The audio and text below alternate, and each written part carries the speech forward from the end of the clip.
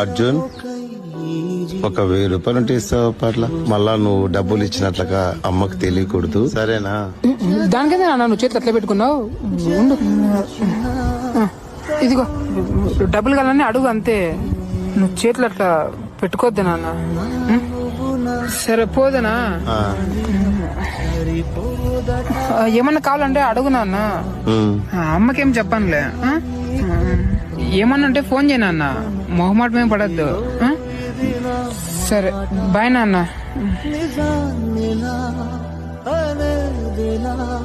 ఏమైందిరా, ఏం ఆలోచిస్తున్నావు?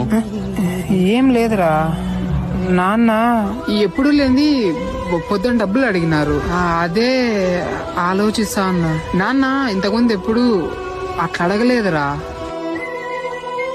నాన్న డబ్బులు ఇచ్చేవాడే కానీ ఎప్పుడు అట్లా అడగలేదురా.